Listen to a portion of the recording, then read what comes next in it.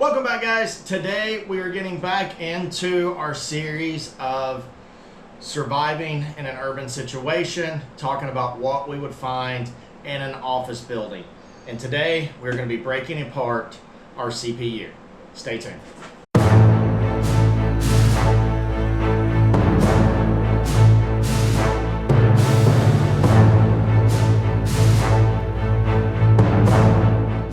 Alright guys, so before we get started tearing this apart, I want to talk about the tools we're going to be using. So if you have your survival toolbox that you're building up, I would have a flathead and a Phillips head screwdriver.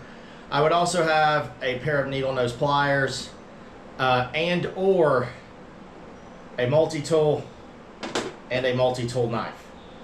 I can use both of these to take this whole thing apart pretty much. There might be a few screws in there that are star head or square head in it. I have not looked inside completely to see what's in here. But I'm going to use these main tools to take things apart. I do have a Phillips head here to get in, or flathead here, I'm sorry, to get in to take some things apart. So I'm going to pull you in close. We're going to look at everything that's on the inside, and we're going to start taking some things apart and talking about what we can use each item for. Alright guys, so open up my pliers. This one's kind of nice because it has this nifty little handle here that you can open up the back part of your CPU. But it also is a cool feature because on the inside of here you have springs. Springs are really handy for traps. You also have screws and some metal pieces. Something that you need to have in your survival toolbox is a pair of tin snips or a couple pairs of tin snips, so you can use them to cut out different items from the sheet metal. It'll be very easy to do. Now, right off the bat, I see wire that I can use to make snares, to turn into rope. Other components that are hard, there's a fan that I could probably wire up to some batteries to be able to have some kind of exhaust fan or suction, or just having a little fan to be handy. Other items, yeah, see right here, need the star screwdriver to pop that out. So we got on the end right here.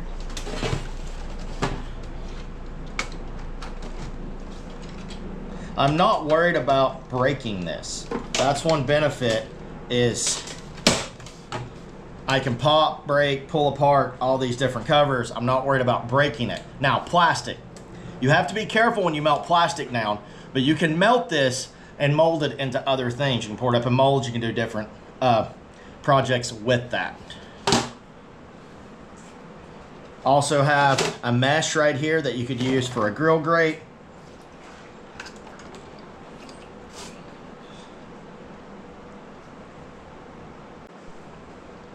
Alright guys, so I'm going to take stuff apart off this real quick because all I'm going to be doing is taking out a bunch of screws to get things out. And I'm saving all of my screws. So I'm going to come back here in just a second and show you everything in detail what we've got. Guys, so I got this pretty much broke down. And let me talk about the different components in a little bit more detail. As I said before, we have a good bit of wire in here that is cordage. You can also use it for snares. A lot of these is braided wire on the inside, so you can break it down even more to make finer snares, or use it to wire up certain things, like small speaker and a couple other components. You can make an alarm system with the wiring with a tripwire. Now, this is stainless. Not a lot you can do with it, but the fins, if you can take it apart, you'd be able to make various arrowheads.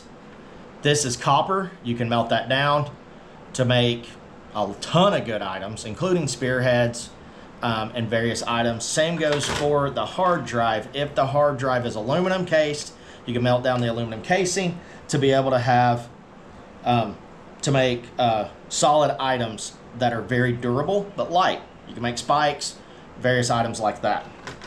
The boards themselves is not a ton that you can do other than breaking them down.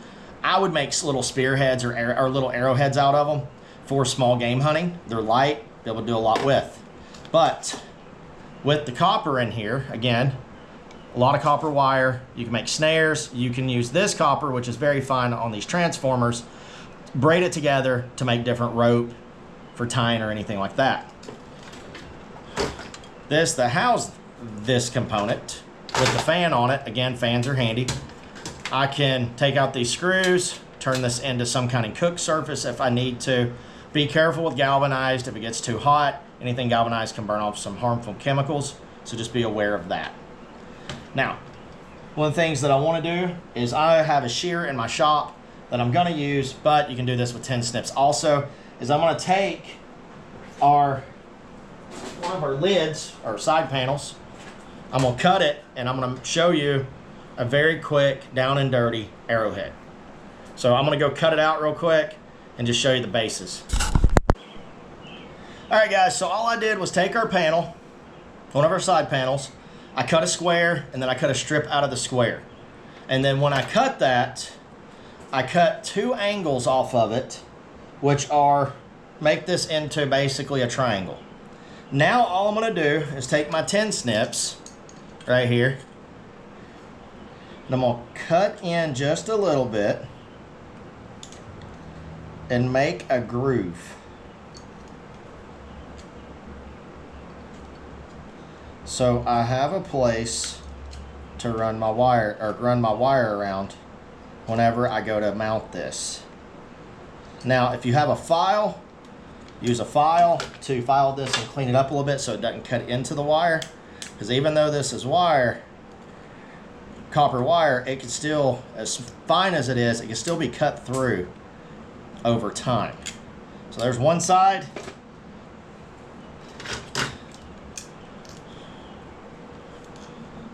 And guys, this isn't rocket science. It doesn't have to be exactly perfect, okay?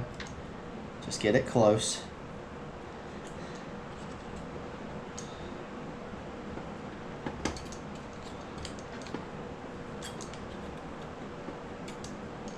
Okay. Grab my pliers, break out this piece. Now, make sure it's straight. And now I have a small, very quick, down and dirty arrowhead, or I can take something like this old broom handle right here, use my saw and cut a groove into it, and now I've made a makeshift spear for gigging. I can always make these a little bigger too, out of the metal that I have. Now, one of the things that I would do is I would take the super glue that we had, I would get 3 or 4 of these cut out if I was making this into a spear, and I would glue them together, and then I would sharpen them like it would be one piece. Even though it's 3 separate pieces, I would glue them and put a good weight on them to make sure that they're held down good, and glue them that way, and then tie them in. Even if they open up, it's still going to be stronger than just the one, especially if you're going after bigger fish or bigger animals with the spear. Alright guys, so let me talk just real quick about why I'm going into so much detail about this. And I think I've talked about it in past videos, but I think I've just hinted on it here and there, and I kind of want to bring everything together.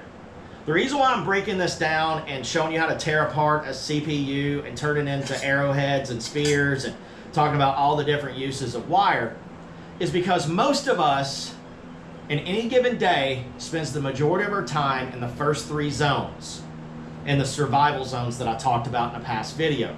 If you haven't seen that, I'll throw a link in the description, and I'll try to link it inside the video somewhere. Still learning how to do that. But in your first zone, just putting this in a nutshell real quick, is going to be your city. This is going to be where most of your businesses are. Your high-rises, your law offices, your commercial buildings, things like that. Then branching out from that, it's going to be more of your urban area, which is going to be more shops, houses, but more apartments. And then from that, you're going to be your suburbs, which is where you have more subdivisions, less stores that are in walking distance. Like you have to drive to the nearest grocery store. You can't necessarily walk there easily. Then from that, you have rural, which is going to be your farmlands. And then outside of that is the wilderness. No matter where you live, it could just be in the middle of the ocean is your wilderness. But that is roughly the survival zones.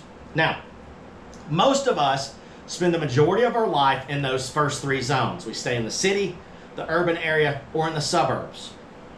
So knowing how to survive in each one of those zones, but also if you have to go into those zones to find resources to give you ideas of what to look for. Or if you get trapped in the city zone and you're trying to get to the suburb to your family and you have no resources because you're at work, your work does not allow you to carry a lot of things with you, and it's hard for you to carry things in your vehicle, possibly where you park, you're afraid of things getting stolen.